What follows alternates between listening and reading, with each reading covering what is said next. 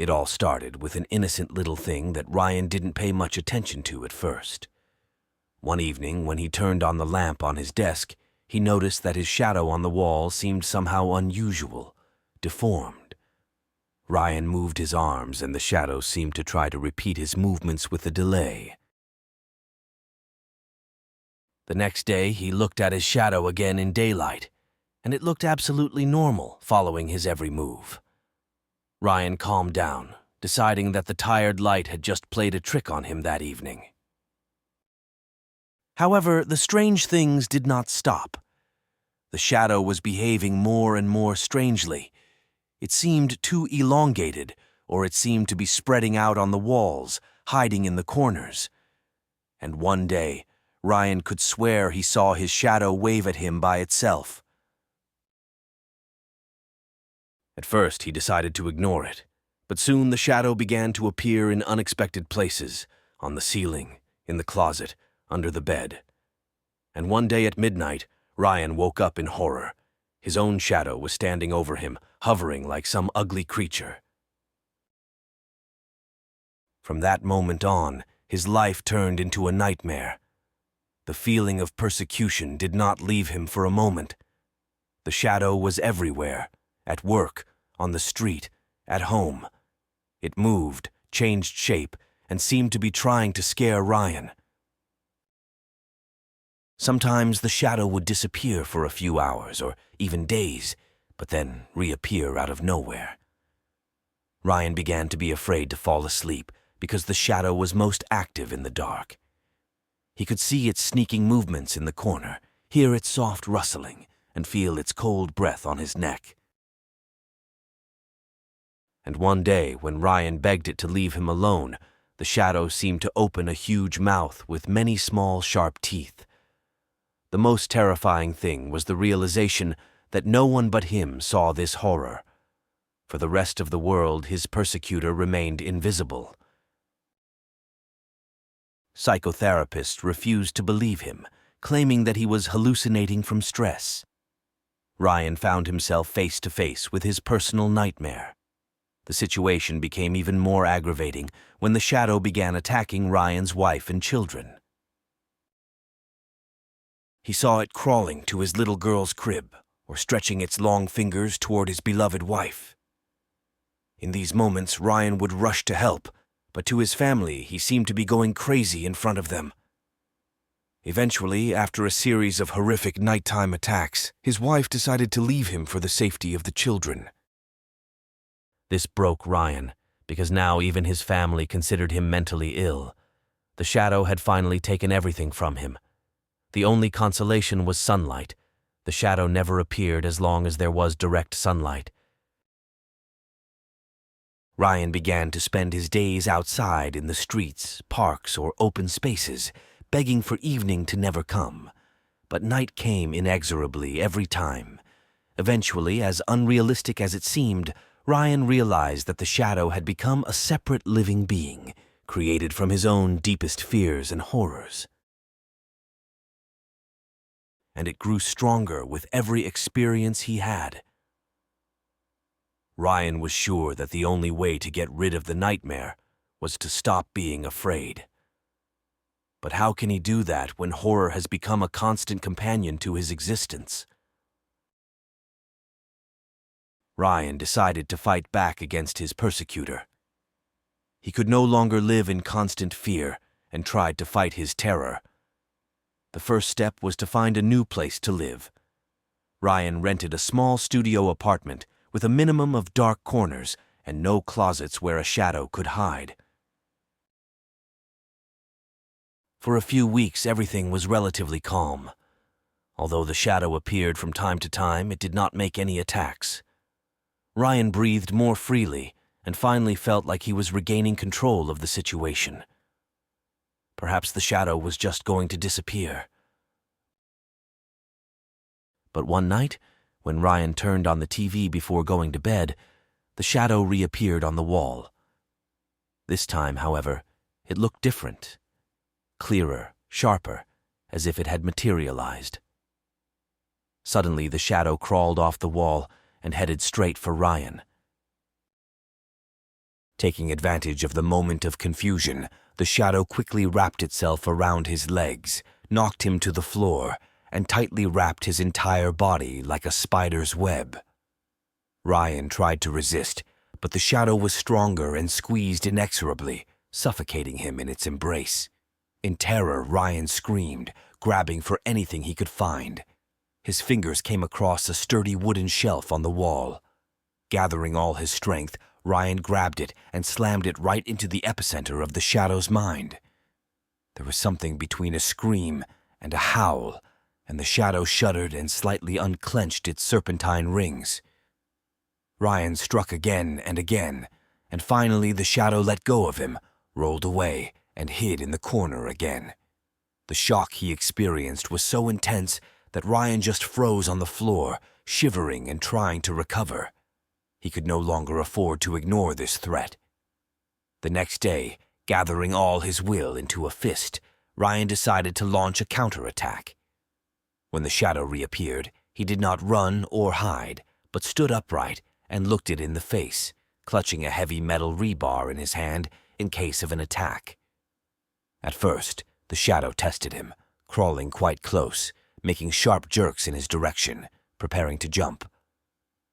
But Ryan didn't flinch and didn't retreat a single step, and the shadow gave up, cowering in its corner. Ryan won the battle for the first time in a long time. The next few days were inactive. The shadow did not even try to appear. Perhaps Ryan's stern gaze and steadfastness intimidated it, but he knew he had to keep fighting.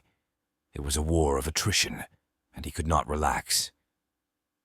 One evening, the shadow came out of its hiding place again, cautiously creeping along the wall as if it were looking for a target. Ryan watched it intently, like a hawk.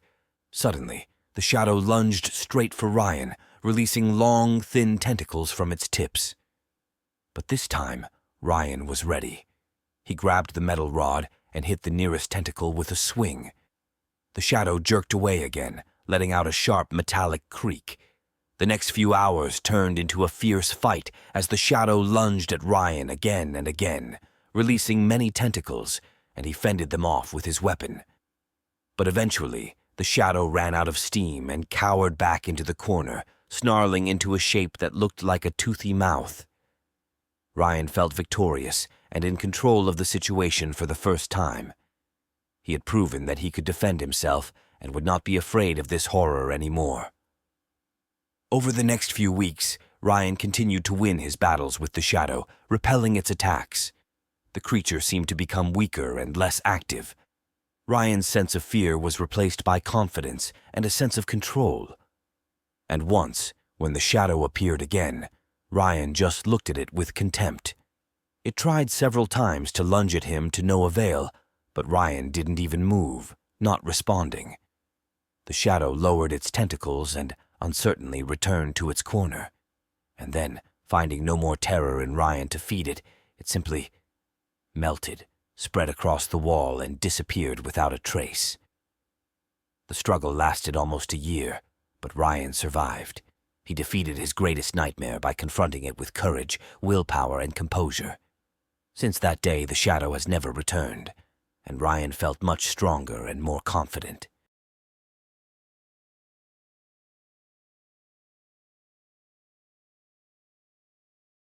Joe had been exhausted at work for a long time and had been dreaming of getting away from the city and relaxing in the lap of nature for months. Finally, he had the opportunity, a weekend without any plans. Without wasting any time, Joe gathered the necessary equipment and headed to the forest, which was a few hours away from the city. A parking lot for visitors was set up right at the edge of the forest. Joe left his SUV and walked deep into the forest along the trail, enjoying the fresh pine air. A deep silence reigned around him, broken only by the sound of birds' trills and the rustling of branches in the wind. Joe breathed a sigh of relief as he felt all his worries and stress drift away. Soon he came across the perfect place to spend the night, a small clearing formed by a natural forest. Just a few meters away, a clear stream flowed, and sprawling hornbeams and oaks grew around it, forming a cozy natural corner. "This is it, the perfect place to rest," Joe decided. He set up a small camping tent and started to build a fire. At first, the fire was reluctant to start, but eventually Joe managed to get the flames to start by changing the airflow. Soon he was sitting comfortably by the warm fire, feeling all his muscles gradually calm down under the sweet fatigue. Dusk fell over the clearing, enveloping the forest in a soft haze. Somewhere overhead, rings of smoke from a campfire curled, reflecting the orange glow of the fire. Joe sat down on an old log, cooking his dinner on a hook over the fire. He sighed with contentment as he inhaled the moist, woodsy scents mingled with the aroma of roasting sausages. Suddenly, his ears caught a subtle crackle. At first, Joe didn't pay much attention to it, thinking it was just an animal making its way through the branches. But as the cracking grew louder, it came closer to him. But it was his weapon that was most terrifying, a huge, broad axe with a blood-rusted blade that he clutched with both hands. Joe opened his mouth to greet the lumberjack, but it was as if all sound left his throat. The stranger seemed to stand still, looking at his potential victim, a horrifying smile on his face. Joe had never seen anything more terrifying than the massive figure that stood frozen in front of him, eyes gleaming under frowning eyebrows. In a few seconds, the ghost suddenly began to change right before his eyes. It seemed as if the lumberjack's height increased to an unnatural 3 meters. His arms became massive and bloody, and his body twisted and bent in strange contortions. Joe felt his blood pressure rise with terror, and his heart beat somewhere in his throat. And this giant, monstrous creature suddenly rushed toward him, dragging the axe along the ground, leaving deep furrows. Its footsteps made the ground shake, and a long, horrible gnashing sound came from the forest. Finally, Joe broke free of the imposed terror and managed to scream, falling to his knees and trying to crawl away. Meanwhile, the ghost was advancing inexorably, raising a giant bloody axe to strike. Suddenly, Joe recognized the face as pages of old historical records flashed through his mind, and he recalled a photograph from a newspaper a century ago, the horrifying smile of a maniacal lumberjack who preyed on lone travelers in these jungles. The same smile, the same embrasures of empty eye sockets, the same rusty clothes. The axe was raised above the ghost's head, and he was going to crush Joe with one blow. But at the last minute, Joe jerked awake, waking up to his own scream. He was lying in his tent. Everything was the same.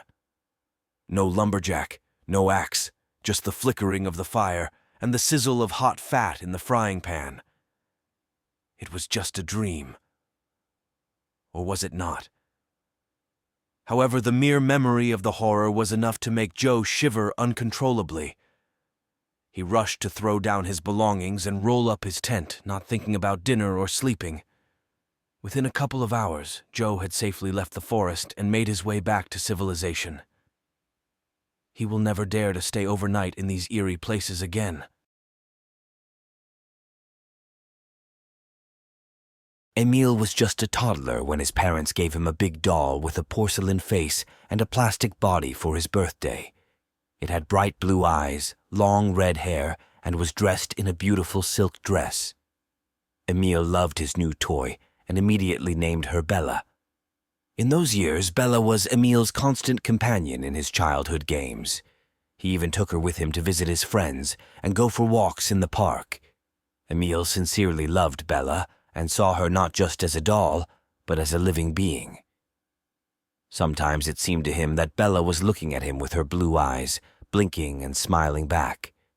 However, the inexorable passage of time took away Emile's childhood. He grew up, graduated from high school, and later moved to another city. And Bella remained somewhere in the attic among old children's toys, completely forgotten for many years. And then fate brought Emile back to his small hometown street. He had inherited his parents' house after their death and decided to move in with his wife Sarah and newborn son Mark. While disassembling the attic, Emile suddenly came across an old friend, Bella. The doll looked miserable.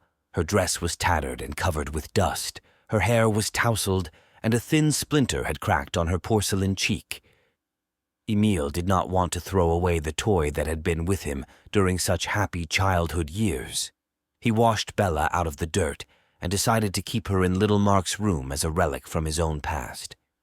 At first, Bella was quiet, just sitting in the corner of the nursery. But suddenly Emile began to notice that she was always in a different place. Sometimes on her son's small bed, sometimes by the window, sometimes even on the wardrobe or floor.